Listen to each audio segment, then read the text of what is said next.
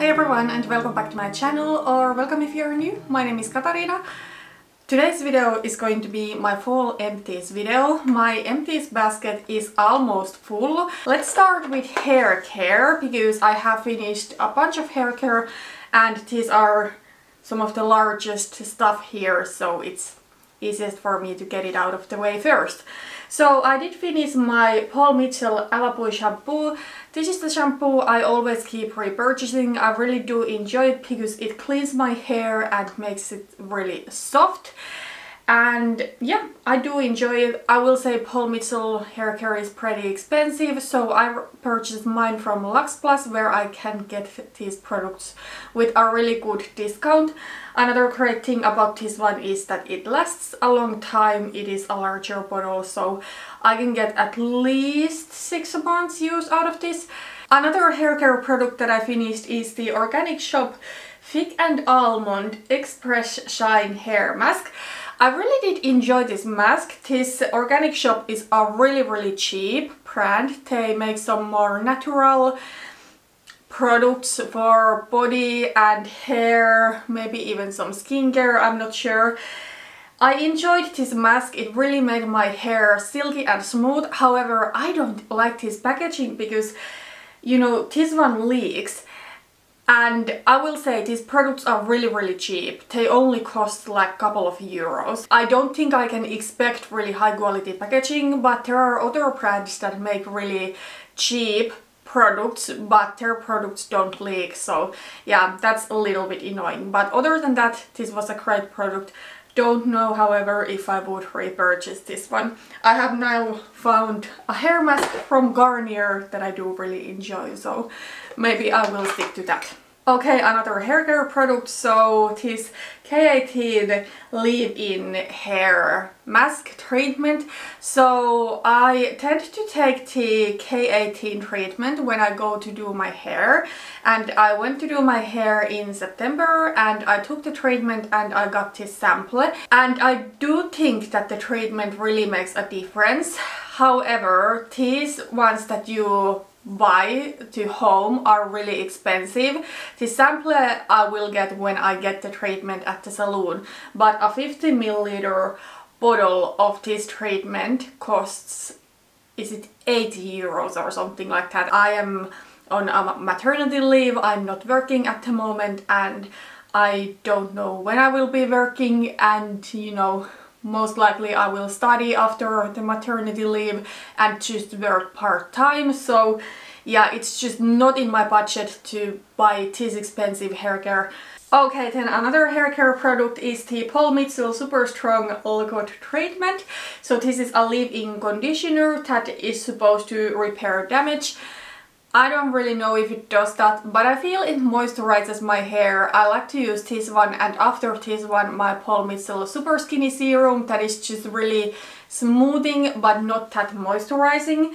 So yeah, this is also something that I do buy from Lux Plus and I enjoy it. I did repurchase. However, I feel I really need to think about if this is something that is necessary in my hair care routine, because I don't necessarily think so. Like if I use a moisturizing conditioner or a hair mask, I think that is really enough. And then I do use the Super Skinny Serum anyways to make my hair really smooth and silky and help to brush through it. But yeah, I don't know if this is something that I would repurchase after the new bottle that I have now repurchased. I need to think about it because I would like to downsize my beauty routine where I can, just to save some time and also to save some money, and you know, there are totally some more unnecessary steps, and I think this might be one of those. But I do think this is a nice product. I do really enjoy Paul Mitchell as a brand in general. Okay, then there is one more hair care product. This is a dry shampoo from a brand REF. I think this brand is from Stockholm because it says Stockholm, Sweden. I think this was a decent dry shampoo. However, this is maybe a little bit expensive. I mean, but this the dry shampoo is only what, 5 euros for a bottle or something like that. I'm not sure. Anyways, that is cheap. Like a full-size bottle of Batiste is cheaper than a sample size of this. So yeah, but it was a good product, not something I would repurchase, so. Okay, let's move on to skincare. I do have here an eye makeup remover. So this is the Mossa Juice Shake Too Faced eye makeup remover. I haven't repurchased this one now because I feel this does not do the best job with my new mascara. However, I have not found an eye makeup remover that would remove that. I'm using the Catrice No Panda Eyes mascara. That is, it's not waterproof, but it is really long lasting and it is supposed to be sweat proof, so it is really difficult to get it off. I think just water does the best job, but you need to soak it a while. But yeah, this one just doesn't work with that particular mascara. However, I do still use eye makeup remover even if it doesn't remove my mascara, because I need to get off everything else. So eyeshadow primer, for example, is not something that would easily come off with just cleanser and water. So yeah, I do use eye makeup remover, but I have not repurchased this one anymore. Now I just have something from Garnier that was way cheaper than this, even though this is not expensive either. But yeah, let me know if you do have any eye makeup remover to recommend for really stubborn mascara. I would love to know so I can try it out. Okay, I do have here a couple of cleansers. So a cleanser from Atopik. Atopik is a Finnish skincare brand that you can buy from pharmacies. I have tested some products from them and unfortunately I'm not the biggest fan. I don't think they are bad, but they're not my favorite products either. I think there are products that work better on my skin and also that are maybe a little bit more affordable. I think this cleanser is about 20 euros and I just think it's a little bit too much for basic cleanser. Also, I didn't enjoy the scent of this one. So this is their Hydrate cleansing gel for sensitive skin, but this one smells bad. Didn't really enjoy this, but it did decent job cleansing my skin. Another cleanser I finished is from a brand Jabushe. This brand is from Sweden and I got to say, I really enjoyed this cleanser. This is one of the best cleansers that I use.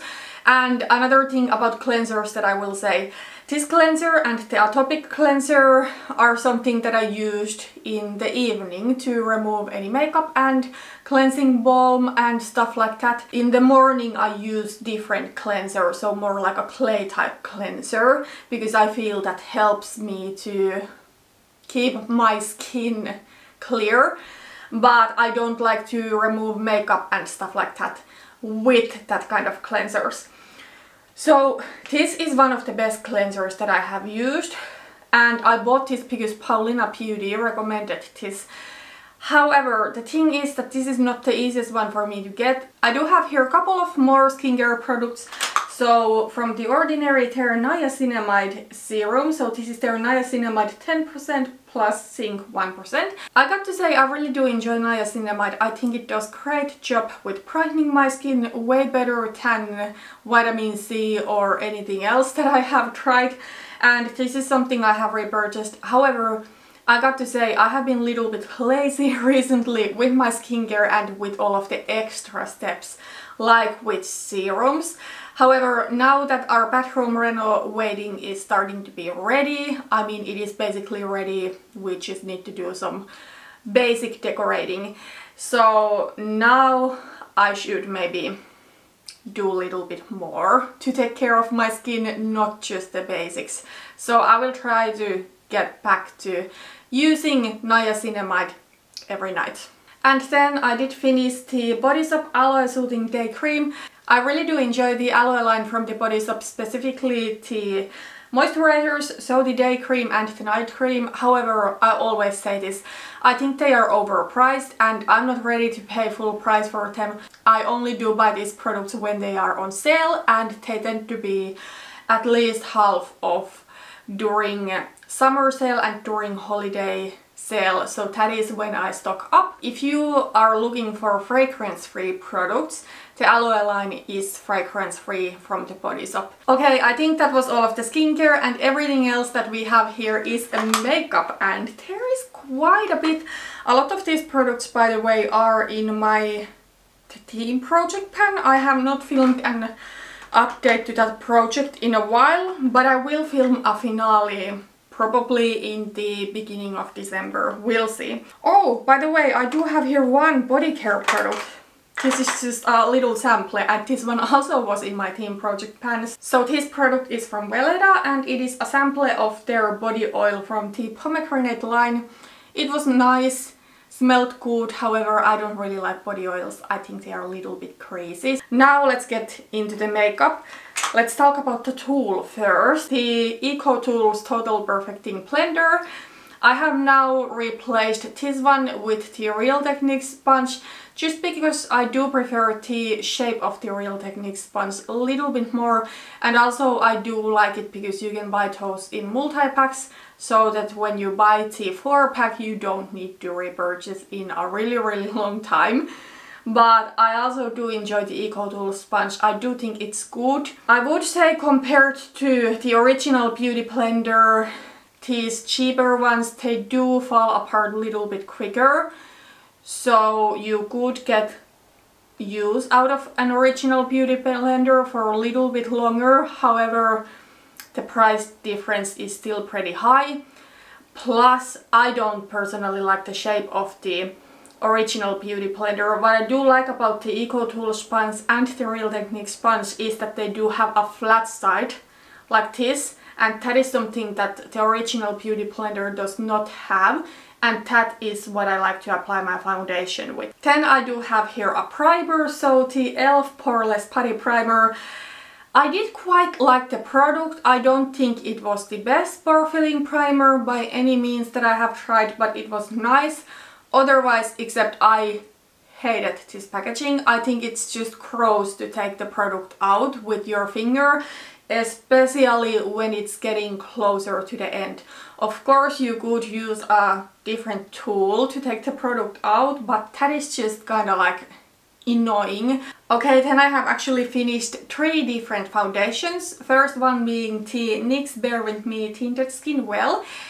I do think this is a really nice tinted moisturizer sort of product. It gives this nice sheer coverage to my skin, evens out the skin really nicely. However, what I don't like necessarily about these tinted moisturizers is that they don't really last that long, and I don't even have super oily skin anymore, but I do have a little bit oilier T-zone, and these always break down on my T-zone just after several hours. And yeah, I do expect my base makeup products to stay on longer. This one is just something that if you are looking for a long wearing product, I wouldn't recommend, but if that is not necessarily something you are looking for, if you just want to have a product that gives a nice sheer coverage to your skin and evens out the skin tone, maybe it's worth the try, but just don't expect something that will stay on really long.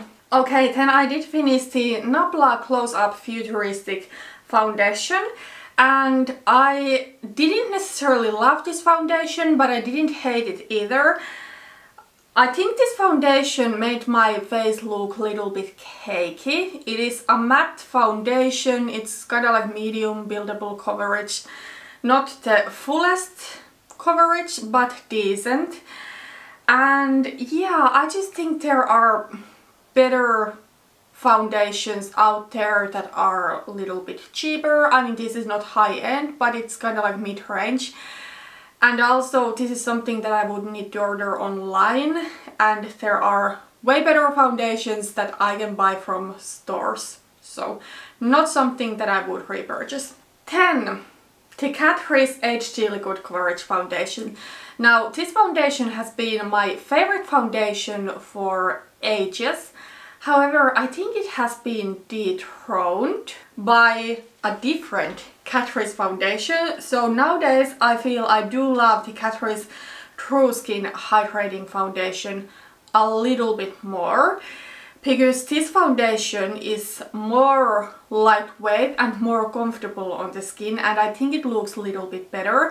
However, I will say that both of these foundations are really good, and it really depends what you're looking for. If full coverage matte is what you're looking for, then the HD Liquid Coverage is the one to go with. But this one also, this is the one that I'm wearing today. It's not dewy or anything, even though it says hydrating. I think it's more like a satin finish foundation, and it also depends what you use to set this foundation, how it's going to look. Today I did use a more glowy powder, so the Bare Minerals Illuminating Mineral Oil, so it does look a little bit more like a satin finish. But if I use a matte setting powder, this is going to actually look pretty matte. And also I find that this covers extremely well, and it also stays on really well. So it basically does the same things than the HD Liquid Coverage does for my skin, without feeling so kind of like matte and tight. This is a great foundation, and if I ever want to purchase a matte full coverage foundation, for sure this is the one I'm going to buy, because I feel from matte foundations this is the most lightweight one that I have been able to find, but I just don't know if I need it. Then I do have here a couple of e.l.f. Hydrating Camo concealers. Now I really do enjoy these concealers. I do still have one that I'm using right now. The thing is that these are just too hard for me to get. For example, from Feel Unique and from Luxe Plus I cannot buy these concealers, while they do have the 16-hour Camo concealer. That one I absolutely hate. That's like one of the worst concealers I have ever used. It's so drying and cakey.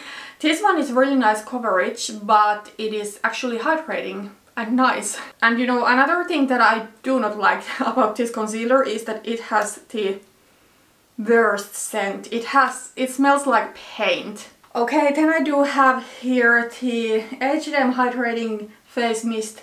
This is not part of their makeup line normally. This was limited edition. So yeah, I did really enjoy it, but obviously it's not something I could repurchase. And anyways, there's nothing better than my Urban Decay setting sprays. Then I do have here one blush. So this is the e.l.f. Baked Blush in Rich Rose. I didn't quite finish this, it was really close to being done, but I had this little accident with this one, because I tried to franken this with some eyeshadow from Modern Renaissance, and I of course knocked the mix all over the place before I was able to repress it, so yeah, that's a bummer. But anyways, unfortunately I had noticed that this one had lost a lot of pigmentation. It just didn't perform that well anymore. It was my favorite blush once, but it wasn't anymore. I mean, I loved the color, and I would love to find a blush in this kind of color. I think the e.l.f. Primer Infused Shimmer Blush in Always Hazy looks to be pretty similar, but it's the same thing with that one than with the Hydrating Camo Concealer. I cannot find it from European retailers, and I don't know if it's something I would want to purchase from overseas. These baked blushes I think e.l.f. has now discontinued, but I think it was great.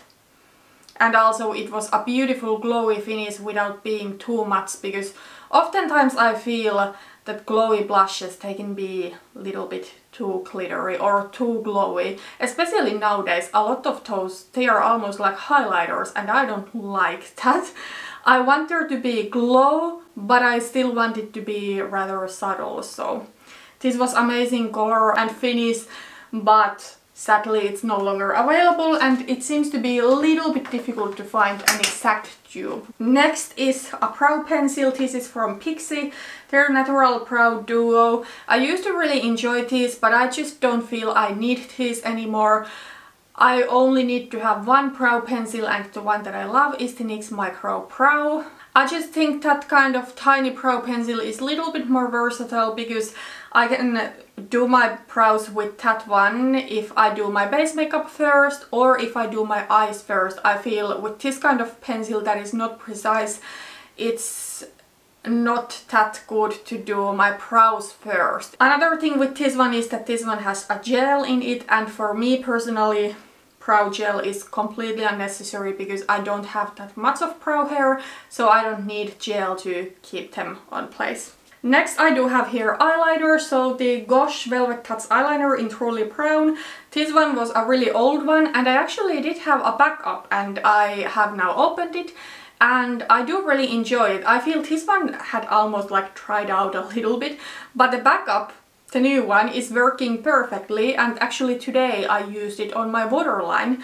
So that one is really nice and creamy. This one had tried out, but I do really enjoy Gosh pencils, both these Velvet Touch eyeliners and the lip liners, because they are truly smudge proof. So they apply creamy, but once they dry down, they don't smudge anywhere, and I think that is so special about them. I know there are other brands that can do that too, but a lot of brands, I feel, they make smudgy eyeliners and lip liners and I don't like those. Next I do have here some false lash products. So I do have here one multi-pack of Demi Wispies from Ardell, and then I also have used one pair of Wispies. I got to say, I don't like Wispies as much as Demi Wispies. I feel Wispies are maybe a little bit longer and almost like a little bit too much for me, when Demi Wispies are just a hint more natural. So then I do have here one of my favorite lash glues, so House of Lashes Lash Adhesive in Clear. Unfortunately, this is not the most easy one for me to get, especially since Beauty Bay doesn't sell House of Lashes anymore. But what I do like about the House of Lashes lash glue is that it really holds everything on place and it doesn't dry down to be like that kind of crusty, hard thing that hurts my eyes. So it still stays flexible even though it holds the lashes on place so well. Right now I'm using a lash glue from Tarte and I also do enjoy that. I have here a couple of lip products. So a lip liner from Gosh again. This is their Velvet Touch lip liner in Cardinal Red, and this one was really old too, like 5 years old. And it's the same thing with this one than with the eyeliner. This one had dried down, but I had a backup that I have now opened and the backup works perfectly fine. And then I have finished a lipstick. So this is the Pixi Cosmetics Titanic lipstick in Spit Like a Man. And this one was actually in my theme project pan and I was able to finish it. I'm so excited. I haven't finished too many lipsticks this year. Maybe I finished a couple during springtime, I'm not sure. Yeah, I think I have finished two, these kind of smaller lipsticks in spring, and then this is the third one this year, I think. So this one was a beautiful brown. Pixi Cosmetics has unfortunately gone out of business, but yeah, they were an indie brand making interesting themed makeup. And then the last product, a nail polish remover from a brand Sosu. This is their Acetone Faux Nail Remover. This is really good, and if I buy from Beauty Bay when I need some nail polish remover, I will totally buy this because it's cheap and effective. However, nail polish remover is totally something that I could also buy from stores. Alright, but that was everything for today. Those are all of the products that I have used up recently. Thank you so much for watching this video and see you in my next one. Bye bye!